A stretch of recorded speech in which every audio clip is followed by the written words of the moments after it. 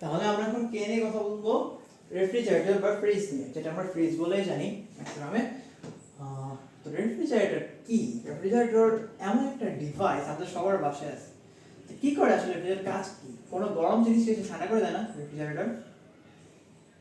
যে কোনো গরম জিনিসকে রেফ্রিজারেটর রাখবা ঠান্ডা করে দেয়। আমরা জেনারেলি খাবার বা নর্মাল টেম্পারেচারে কিছুগুলো সে ঠান্ডা করে রাখি যাতে পচে না যায়, নষ্ট হয়ে না যায়। যেমন সবজি, যে কোনো এভরিথিং আমরা রেফ্রিজারেটরে পুট করে রাখি, যেটা হচ্ছে আমাদের গরম বা নর্মাল জিনিস, যে কোনো জিনিসকেই সে ঠান্ডা করে রাখে। দেখেন আমাদের রেফ্রিজারেটর পার্টগুলা এমসিকিউ জন্য ইম্পর্টেন্ট। রেফ্রিজারেটর কি কি পার্ট থাকে? মনে রাখবে রেফ্রিজারেটর আমাদের জেনারেলি 5টা পার্ট থাকে। কয়টা? 5টা। 5টা পার্ট থাকে। 5টা পার্ট কি কি হচ্ছে? আমাদের রেফ্রিজারেন্ট, যেটাকে আমরা সিএফএস বলি, সিএফসি বলি, রেফ্রিজারেন্ট, লাইক রেফ্রিজারেন্ট।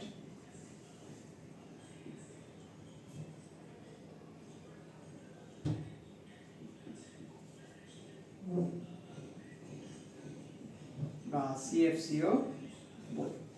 তারপর রেফ্রিজারেন্টের পর আমাদের সিএফসি পর আমাদের যেটা আছে এক্সপানশন ডিভাইস।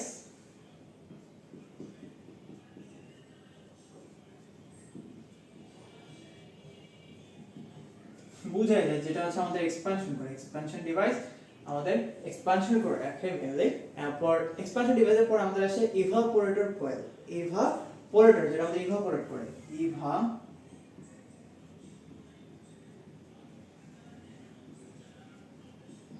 Evaporator coil. এরপর আচ্ছা দেখা যাচ্ছে কি,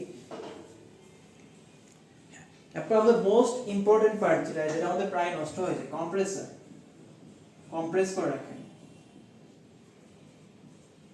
রেফ্রিজারেটর সবচেয়ে বেশি ইম্পর্টেন্ট হচ্ছে কম্প্রেসর, যেটা আমাদের কম্প্রেস করে, এই কম্প্রেসরে আমাদের জিনিসগুলো ঠান্ডা করে রাখে। এরপর হচ্ছে কন্ডেন্সার কয়েল, একটা ইভাপোরেটর কয়েল, একটা হচ্ছে কন্ডেন্সার কয়েল।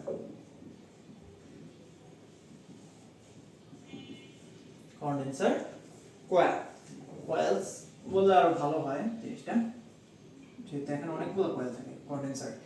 তাহলে এখন দেখো আমাদের রেফ্রিজারেটর, আমরা কি বলছি, যেটা আমাদের গরম বা নরমাল যে কোনো জিনিসকে আমাদের ঠান্ডা করে রাখে। এখন প্রত্যেকটা জিনিস আমি মুখে বলে দিচ্ছি, কারণ জিনিসটার পরিচয় কম আসবে না, জাস্ট এমসিকিউতে হয়তো আসতেও পারে বাট খুব কম আসে। আচ্ছা, রেফ্রিজারেন্ট হচ্ছে আমাদের যেটা একদম রেফ্রিজারেট করে রাখে, মানে যে পার্টটা আমাদের, যে পার্টে আমরা মেনলি জিনিসগুলোকে রেফ্রিজারেট করে রাখি। তারপর এক্সপানশন ডিভাইস। এক্সপানশন ডিভাইস কি? যে ডিভাইসটা আমাদের উচ্চ চাপ আর আমাদের কক্ষ তাপমাত্রায় তরল রেফ্রিজারেন্ট যেগুলো, সেগুলোকে ঠান্ডা করে রাখে। তরল রেফ্রিজারেন্ট যেগুলো, সেগুলোকে হচ্ছে আমাদের ঠান্ডা করে রাখে। যদি আমরা খুব বেশি চাপ দিই আর কক্ষ তাপমাত্রা রাখি, তাহলে তরলটাকে সে ঠান্ডা করে দিবে।